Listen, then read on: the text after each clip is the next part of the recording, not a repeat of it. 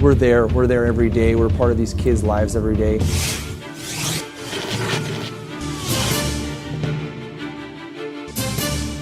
We are in partnership with both the Edmonton Public and Edmonton Catholic Schools to have officers in uniform in schools on a regular basis. They start and end their day here. They interact with the kids. Of course, they enforce the laws, but they're also engaged in proactive means, presentations, coaching, mentoring, those kind of things.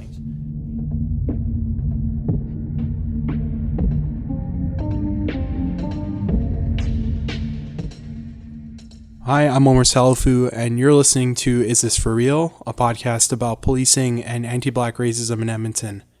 Today we're going to be talking about the School Resource Officer Program, and I'm sitting here with Bashir Mohammed, who's a local writer, activist, and I'd say, community member. How's it going, Bashir? It's going well. Yeah, I'm excited to talk about this program. It's really important. Do you want to tell me why the SRO program is really important?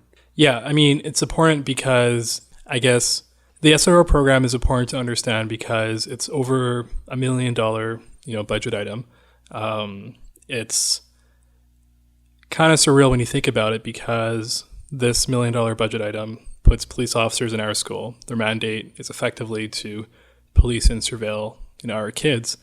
And, people talk about how there's pros and cons to the program, but kind of the surreal thing about all this is that there's been no review. There's been no public review of this program since its existence, and we're just sort of expected to believe that it works. Especially, kind of with this moment we're in, I think it's important to speak about this because we just don't understand it, and I think that's core. I think that's core. So, going into the events of the last couple of months here in Edmonton, the Edmonton Public School Board has reacted to the, newfound focus on policing by deciding to review the SRO program. And they had a meeting essentially where a motion was tabled to actually disband the program completely. Suspend it. Suspend the program. Yeah. Yes. Yeah. So suspend the program while the review is happening. And then once the review is finished, then they can decide whether or not they want to, keep SROs in our schools. Yeah. And the meeting was a little wild. I don't know if you want to give a recap of what happened. It was a very, very long meeting. And this SRO item was just one of the items on the agenda. And essentially, it came near the very end. And the chair of the school board was pretty insistent on kind of saying that the school board doesn't have facts. They don't have any evidence right now on whether or not SROs are, a problem in our schools and whether or not they should be suspended while the review is happening.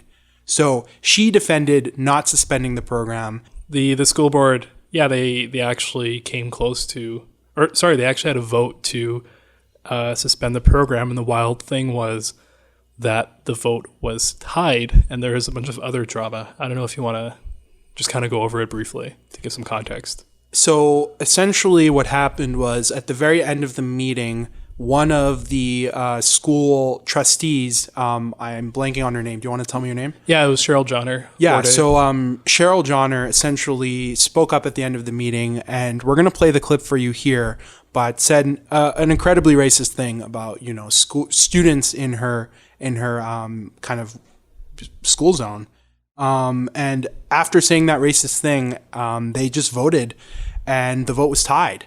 And essentially it was a situation where because the vote was tied, they did not suspend the SROs. Developing news tonight, Edmonton Public School trustee Cheryl Johnner has resigned from her position effective immediately. She quit less than 24 hours after this comment about refugees and police in schools. When those students sometimes enter our schools, they can be violent there as well. And I feel that the safety of students is critically important, that other students feel safe as they go to their own schools. School board chair Tricia Estabrooks accepted the resignation. What she said is racist. It's wrong. and it's completely unacceptable. When City News asked Esther Brooks why she did not immediately respond in the meeting to Johnner's comment, she simply says she did not hear it. Bashir Mohammed says Johnner was once his trustee. He calls her comments hurtful. I was actually one of those refugee students she's talking about. So me listening to her, she was basically saying that when she was a trustee, she saw me as, a violent kid who police needed to watch over. Johnner apologized in her resignation, saying her comments were inappropriate and immediately regrettable. The vote to keep school resource officers in Edmonton Public Schools was tied. Now the question is whether to look at the issue again, with Johnner not casting a tying vote. Revisiting that, I wouldn't say it's outside the realm of possibilities. Always open to have that conversation in the future, but right now that is our board's decision. They need to suspend it, as soon as possible. It doesn't make sense to have a program in place that you know nothing about and keep it in place until you're done a review that can take maybe up to a year. Edmonton's public schools will now have an outside agency review having police officers in schools. After saying that racist thing, they just voted and the vote was tied. And essentially it was a situation where, because the vote was tied, they did not suspend the SROs. And we knew that someone who said an incredibly racist thing voted in favor of not suspending them, yet the vote still stands to this day, and we're not reviewing it. So if Johnner had, not been on the school board that day, we wouldn't have SROs in September. The program would have been suspended. Yeah. Do you want to go into that? Yeah, and I guess to just emphasize this a little more, when we speak about systemic racism, it's racism upholding, systems that hurt Black and, Indigenous kids, for example. This is literally an example where the vote passed because of racism. If she wasn't there, the vote would have failed. And it's just surreal. So there was actually a lot of controversy, right? It blew up on social media. And Trustee Trista Estabrook, who was one of the people that actually voted for the program, made a motion to reconsider. Basically, the logic was, this vote was flawed because of that racism. And it just goes to like another meeting, right? And at that meeting, they have the same motion and somebody is there. Do you want to tell us what happens then? I actually don't think I know what happened. Okay. And because I thought this was going to be going in September. What happened? No. So what happened was everyone was there who originally voted, right? And you assume that this vote's going to be easy. So a motion to reconsider requires a unanimous vote before the motion is reintroduced, right? So what needs to happen is everyone has to agree that yes, we will talk about this again. That didn't happen because a trustee who wasn't present at the previous meeting, Ken Gibson, was there. No one knows why he didn't show up at the previous meeting, like the really important one. But he shows up to this one, and he's the only guy that votes to not reconsider the motion. So it dies, and it's wild because everyone's gearing up for this huge, passionate debate, and this guy who wasn't even there walks in. Nobody knows why he wasn't there. Yeah, everyone was like super depressed. I remember seeing the reactions live.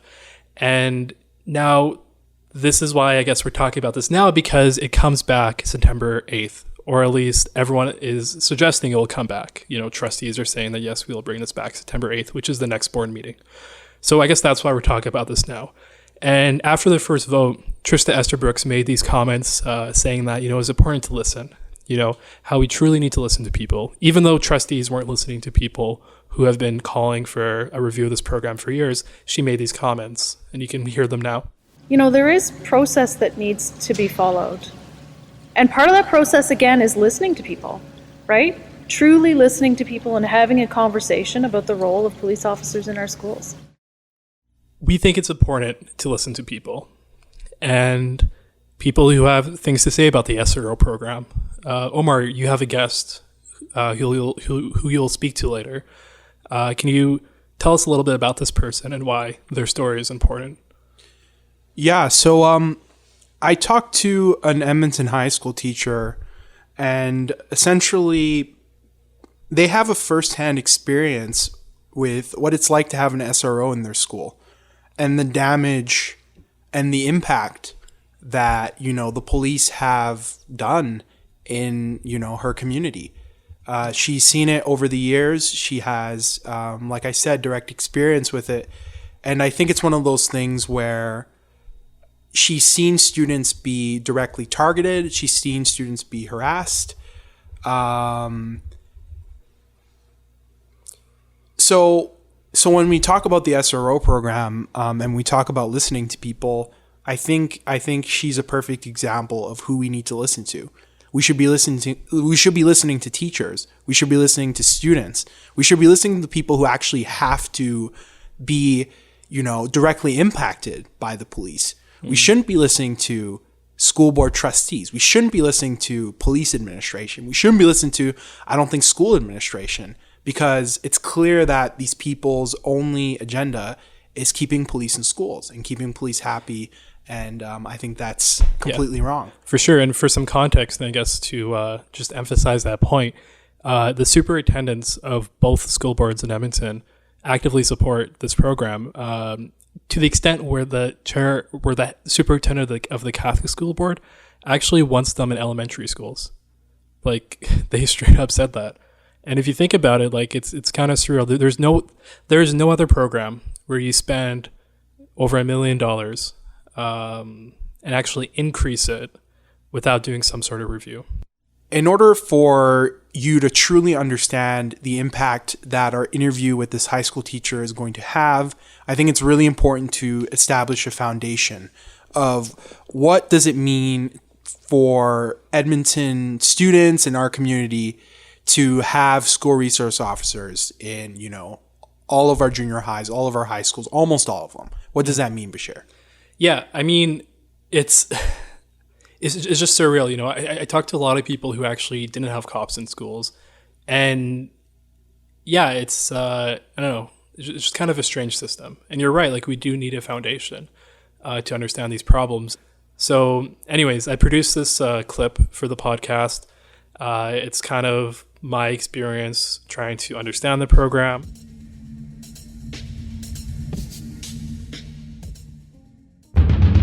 We're there every day. We're part of these kids' lives every day.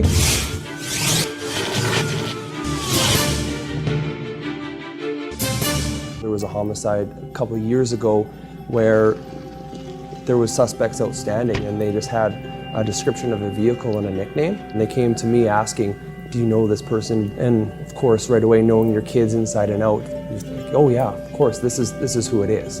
So by knowing who your kids are and what they're doing, we can not only help the SRO unit, but we can help the EPS in its entirety. So the officers are dealing with day-to-day investigations, day-to-day interactions, but they're also engaged in training that allows them to deal with the extraordinary, the occurrences of threats, both internal and external to a school. Drop the gun! Drop the gun! I just want to pause here for a moment. What you just heard was an active shooter exercise. Now, this is important because Edmonton police often claim that there are active threats in our schools, that students bring guns to schools. They do this to justify their armed presence. But this isn't true, and we can prove this. In June, Acting Staff Sergeant M. Chan was on Edmonton AM and made this claim. This is that interview. Unfortunately, even this year, we've had people bringing guns and knives to school, drugs. We've managed shooting and bomb threats. We have violent intruders. So we're perfectly positioned to deal with those and de-escalate quickly. Well, how many of those incidents happen? Like, how many times would someone bring a gun to school? Well, thankfully, not very much. We're in Edmonton after all. Mm-hmm. So it does happen. I'd say conservatively, it still happens twice a year easily within our schools, Mark. Okay. And now police officers would be armed as they would be anywhere, right? Well, and that's the whole package that, in our agreement with the schools, and it goes back to safety. So they are armed? Yeah. We are, yes, yeah. That's right. Later that day, the Edmonton Public School Board had a public meeting. Trustee Bridget Sterling at the meeting asked Superintendent Daryl Robertson if claims like this were accurate. Here's Bridget Sterling and Daryl Robertson's exchange at that meeting. What I hear often is SROs saying, students are bringing guns to school. I want to know, how often is this actually a violent incident, and how often is it, a kid stole another kid's hoodie? We need to know what these incidents actually are, and part of the public reporting process I think it needs to account for that. The comment about bringing guns to school, if you're referring to the radio interview this morning that happened, that was an unfortunate comment. We have had replica, guns in schools that have been dealt with, and it's not okay to bring replica guns to school, and our kids know that, and we're clear with that. You would know as a board, because I would let you know if there were an incident of an actual gun in our schools, for sure, because I aspire to be completely transparent, with our board at all times. So that was a unfortunate comment that may have been taken out of context, and I'll leave it at that. The problem with claims like this is that they spread unwarranted fear. They're designed to make our schools appear more dangerous than they actually are. This is a problem, and journalists should challenge this. It is important to reflect on this information before we continue with the police video. This is because videos like this serve as a type of propaganda. We need to ask ourselves who benefits when we give the public fear and make them feel like our schools are a threat. In doing this training, it equips us with the ability to keep the staff and the students safe. That training will make them better and more competent in being able to deal with those emerging issues as they arise. It's really a tag team. We support each other in all the different types of things that we can in regards to safe and caring schools and initiatives of making sure the well-being is looked after of our students. We all have a calling, and for these police officers, they're bringing their experience from the street, their life experience, into a school setting, and they'll be able to apply that to kids. School resource program is fantastic, and I believe that the Edmonton Police Service offers the best program that I've seen. We are the School Resource Officer Unit. And this is who we are.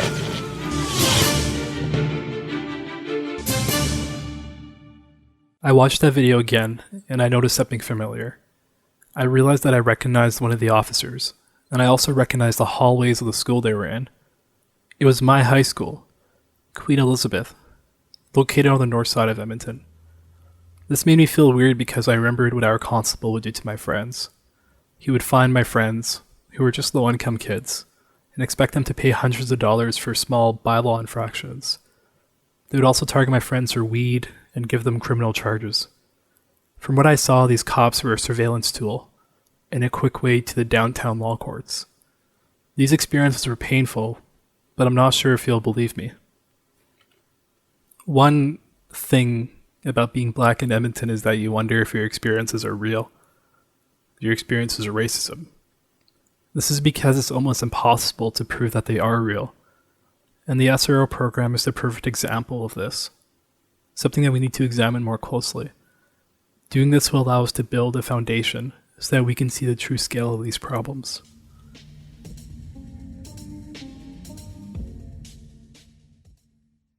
I first asked for data on the SRO program a few years ago. I actually went directly to the school board and spoke at their meeting. I raised concerns about a school-to-prison pipeline, and that Black and Indigenous kids were being disproportionately targeted. I spoke about the need to examine and eliminate this program. Every trustee looked at me, but they did nothing. So I was forced to file a Freedom of Information request, asking for all SRO data from 2012 to present, along with race-based data. It took a few months, but I got a response back in May of 2019. They said they had the information, but it was not organized. They said if I want to have the data, I would have to pay $64,027.50. I'm currently working with a lawyer to appeal this fee and to have it waived. Regardless, we do have some data on the program. It's from a 2012 presentation they gave to City Council. I found the Google Drive link online and saw that it was still active. I also noticed that they left their own speaking notes on. So I made a copy, and here's what I learned from that document. In 2012, there were 3,451 police actions in schools. That breaks down to 181 per school. This ranges from a minor fine to a serious charge. I also learned that SROs run an entrapment program called the bait phone program. On their own speaking notes, they refer to students as suspects. Basically, they take a Samsung phone, they put a tracker on it, and they wait for a student to take it. They say that the goal of the program is to apprehend these suspects and to use the criminal justice system as a deterrent for thieves. Finally, I was made aware that school boards pay 50% of an individual officer's salary. This can be upwards of $50,000. There was no race-based data, but despite that, I learned that my experiences were real. Nobody can dispute this hard data. And because of this renewed moment of BLM, trustees have decided to do their own review. And I personally feel like that is a long time coming, but at least it's a start. I truly hope that the school board is able to uncover more hard data in their review, because I believe that the first step of solving a problem is by recognizing that there is one. I apologize for all this information, but it's necessary. Systemic racism is designed to appear complicated because doing so prevents criticism, and it also prevents movements that try to end the systemic racism. The next portion of this episode of Is This For Real is the interview with an Edmonton high school teacher whose identity has been hidden. Some of the topics in the interview may be triggering to some, so we've included timestamps on our website and show notes for each section of the interview that you can choose to skip. The interview is also voiced by an actor reading a script of the original conversation. Here is the interview now. So I guess probably a good place to start would be just like a little bit more information about you, Why did you decide to become a teacher? It was one of the first few jobs I sort of recognized in the world that I could see myself doing, and I'm very lucky in that I have good experiences in schools. I had good experiences with teachers. I could always imagine myself as a teacher. I could see people that sort of looked like older versions of me who were teachers now. Yes, of course, because it's the news and it's not new. It's this whole conversation on race and policing is not a new conversation to teachers. When you started, what was your first impression of the SRO program, and how did that impression evolve over the years? So I think in my first couple of years, when you're a new teacher, there's so much that you are trying to figure out. There's so much you are trying to understand, so you really just want to focus on doing your job. And it takes time to step back and see how schools work. And I think in my first couple of years as a teacher, I understood there's a police officer in the building, there's a police officer attached to our school, and I don't think I knew what their hours were, I don't think I knew what their responsibilities were. I knew that occasionally they would show up in places you'd be surprised with. Like, oh hey, there's a police officer playing bagpipes at the Remembrance Day assembly. That's kind of a cool party trick to pull out. Okay. Or, you would get an SRO that spends all of their time in the gym, working out at the gym that belongs to the school. And you think, oh, that's weird. We just have a guy in a uniform that works out here. The reality of the situation, and something that Bashir mentioned when he told me your story, is the situation where you had an SRO in your high school. Do you want to tell me specifically about this individual and what that story is all about? When you come into a school, there's a lot you need to learn about. And obviously a lot of it is getting physically situated, right? Like, where's my classroom? Where are my colleagues located at? And how do I get to, there's more pressing matters. And I didn't experience right off the bat where I realized in my first week that the SRO wasn't an ally. But that my SRO was someone that you didn't want to actively work with and that you would have to potentially shield students from.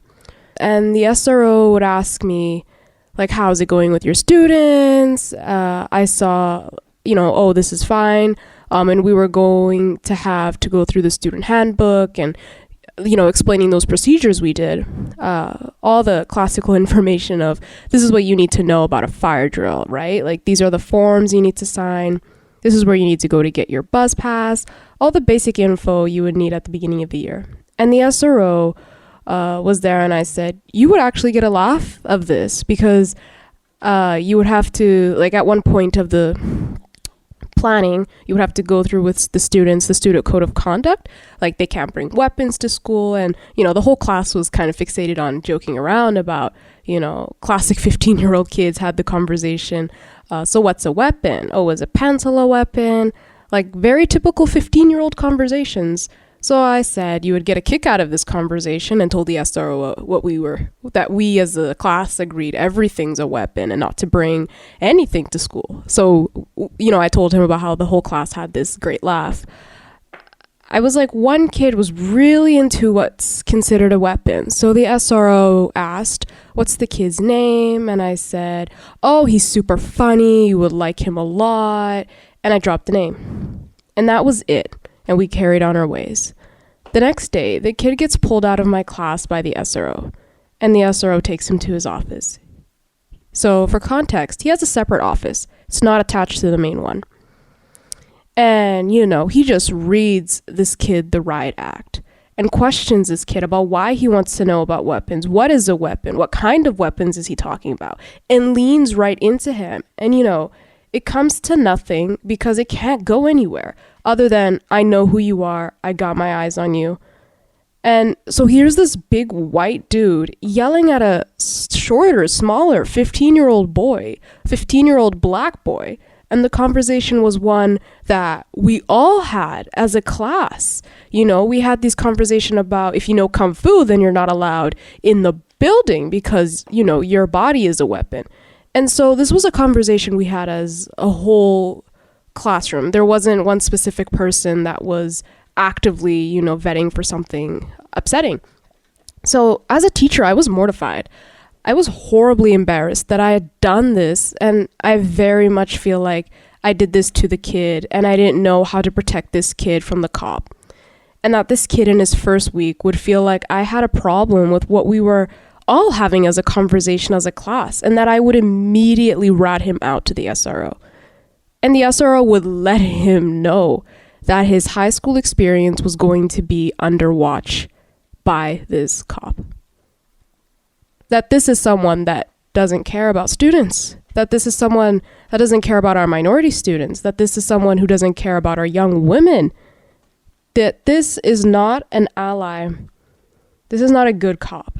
That's when I personally started to get stories, and I started to take note of this person in our school and started to realize that this is a huge problem.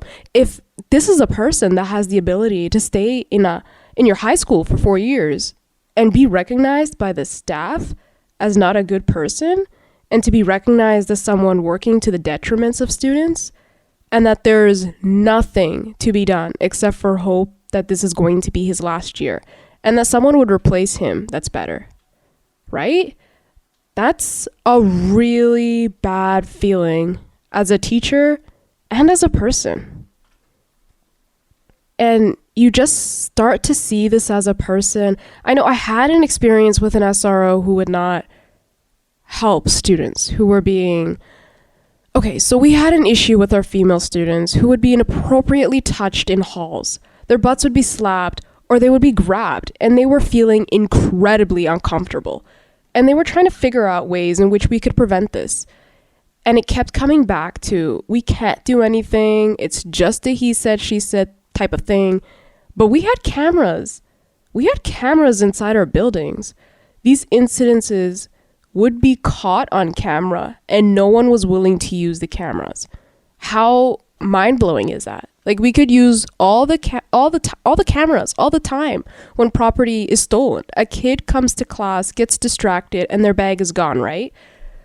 We look at cameras to see who walked out of the classroom with that bag, and we track that bag down. We want to know about who's breaking into lockers. Cameras. We want to know about fighting. Cameras. We can look at the cameras for all these other things. But when girls are being touched inappropriately and no one would go to the cameras, I knew for a fact that the SRO would use cameras to keep track of teachers. For instance, I would have conversations with teachers and their phone would ring and they would be like, "Ugh, I have to take this because I know he can see me right now." Or otherwise, he would bring up, "I saw you ignore my call. Saw it on the cameras." So he will use the cameras for offenses he wants to actively deal with.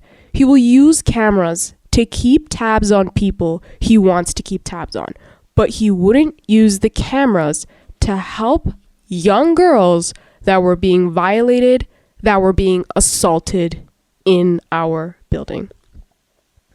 We really struggled because we felt that it was not a priority, that he didn't care, and that there was nothing that we could do for young girls, and girls were dropping out of school as a result.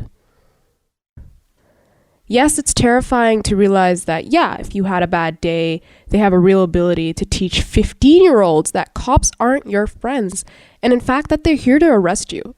That's like a struggle to imagine what role a police officer holds in a school that couldn't and should be held by someone else. Because when I think of it, when you ask people, why do you have cops in your school? A lot of the times the conversation goes to violence or drugs, and you have people saying and bringing these up. And I know teachers aren't trained, most of them at least, aren't trained to de-escalate violence. And certainly we aren't trained in addiction. But if I have a kid that needs to get high in order to get through school, I don't want a cop to deal with them. If you have to get high on a 9 a.m. morning on a Tuesday in November, you don't need a cop. You need a program. You need a counselor. You need someone to help you. You don't need a cop, and you shouldn't be criminalized for something like that. So it was announced that he was going to be leaving our school for another school, and there was this great sense of relief. There was also a sort of horrible realization that he wanted some sort of farewell party, which was incredibly awkward because no one wants to celebrate this person and their time at our school. And then the horror of it, of realizing he was moving to the closest school, and the general assumption, we all knew this guy would just leave and talk about how he had to talk about courts or standard reason to not be in the building. Then when he didn't even want to be in our building, we thought because he was so close by, he would constantly drop in and visit all of the time in his free time. We stopped sort of hearing about him though. And certainly because the next school had an SRO and our new SRO would team up and patrol the surrounding school with them, all of a sudden it wasn't our former SRO coming in. It was someone else entirely. So we thought, oh, we had this person for 4 years. They had this person for a month. How did they figure it out? How did they crack this code? And that's when stories came out from students. Because honestly, students had more connections between the two schools than the teachers did.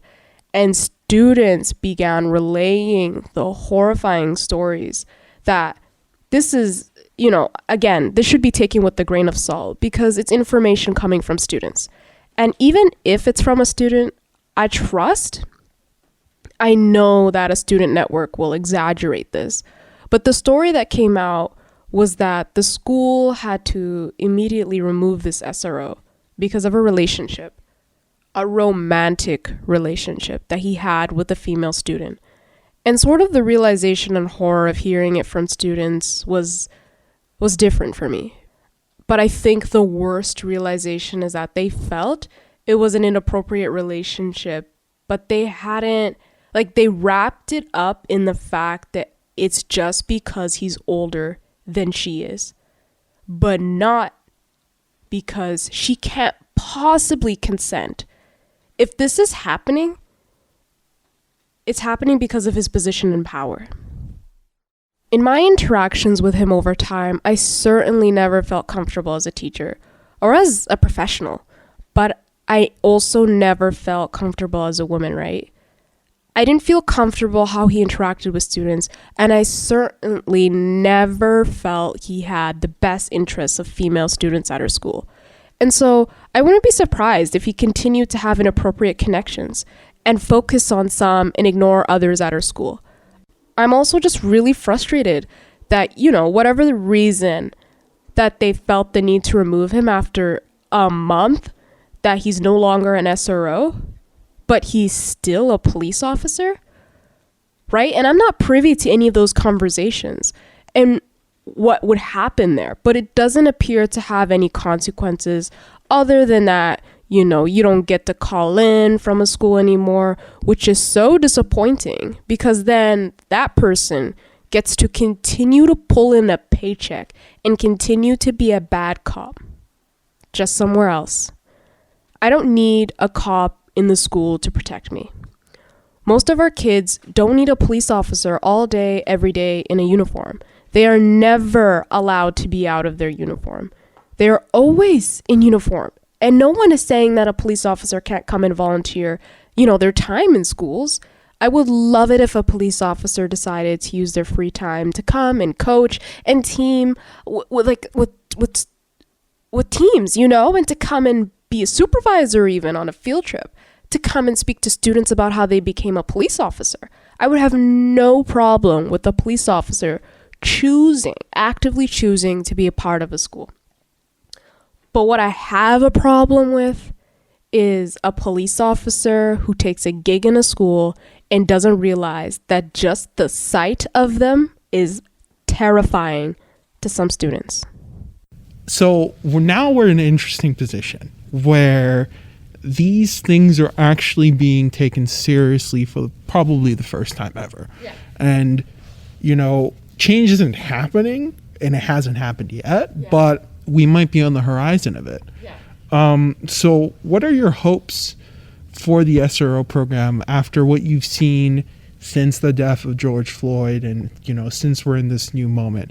And especially after seeing how the trustees and the highest level of governance for your employer handled this situation so far. What do you hope will happen? Yeah, I was pretty frustrated. There was the trustee that made the comment, like, maybe we should ask police officers to be better. And I think that was the general point she was trying to make. To essentially say how we encourage police officers to have these better connections with students and be better at their jobs. I thought this was just such a useless comment because in all of my years of having police officers in schools, I have never seen a police officer be more like a teacher. What I have seen is administrators being more like police officers. And that's the thing that really scares me, that administrators now feel that police officers are an integral part of their ability to do their job and lends them the power to police their students. So now we see principals in a system who have engaged a majority of their time in attempting to police their school. And the idea they're setting up an office and putting candy in a bowl on a desk, and behind them they are hanging up pictures of the top 50 most wanted minors in Edmonton. Right? Like, what a strange thing to do as an SRO, to put pictures up of kids that are on the list of the most dangerous kids. Did that SRO really have a board of most wanted students? Like, that's kids on a wall, right? It's hard to, like, even imagine how this is acceptable in any way, shape, or form. Like, we're talking minors here, you know, people who haven't even finished high school, and your face is on the wall of a police officer in your school because you're a supposed criminal? Yeah, it's messed up, you know, and it's even legal, you know? We should just, like, call Avnish and just ask him what he... Hey, Avnish. So I'm calling to ask you about a question that we're including in the SRO episode. So essentially, there was the SRO's office, and he had a poster plastered on the wall. And we wanted to ask you, from a legal perspective, you know, how could this be problematic or, you know, kind of go against the law of this country? Well, like I'm not sure what was on those posters, but, like, you know, these are minors. There's privacy issues there. There's also a concern about whether the statements are true, to be defamatory. You know, because you're signaling to people that these individuals whose faces are plastered on the wall did something. Likely did something wrong, likely did something criminal. And if that's not true, that's a serious harm to someone's reputation. So I'm super surprised and concerned that a cop would do that, particularly with minor people in such a public way. I think that's all I need. Thanks for taking the time to talk to us. It's one of those things you see and can't even stop yourself from saying, what is that? And if I'm asking that, then the kids in the seat and seeing that over the shoulder of the cop is asking, who are those kids? Which then gets into this conversation of, oh, you don't want to be one of those kids. Let me tell you, right? And how horrifying that it is to have that in the building. Because if I can see it, anyone can see it. If I can see it, the principal can see it. And why is something not being done about that? Or are they unable to? And again, if they are unable to say, please don't bring your rifle to school, to a place where children are, to a place where we're supposed to learn, how do you say, please take down your horrible displays of incarcerated youth? I don't know. They have the ability to put the kids in handcuffs. We know this. We know they put kids in handcuffs and walk them through our schools. We know they pin kids to the ground. We know they have the ability to arrest kids and take them away in squad cars. That they have the ability to arrest kids and take them away and fine them and ban kids from schools. So the SRO has the ability to ban a kid from school. And that's just an insane amount of power. And I know people will say, oh, cops won't do that. I know a good cop. I know of one that has a great relationship with my kid, and this one helped out with the soccer team, and that one went on the field trip. But what if they are not? Because we know there are some that are not good. So with all of the things that they can do, what if one chooses not to? So after hearing this episode, I think a lot of people are going to be left with the question, what can I do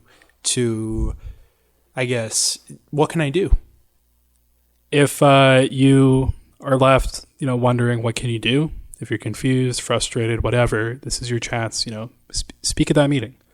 It's free. So, yeah, Oumar, you wanna wrap this up? Yeah. So I just want to thank anyone who's listened to today's episode and anyone who supported us on Patreon as well. We wouldn't be able to do this without you. I would also like to thank the high school teacher who decided to speak with us. Her sharing her story, I think, is really important, and I'm eternally grateful that she took the time to speak with me. We are very, very, very excited to welcome a co-host for the show.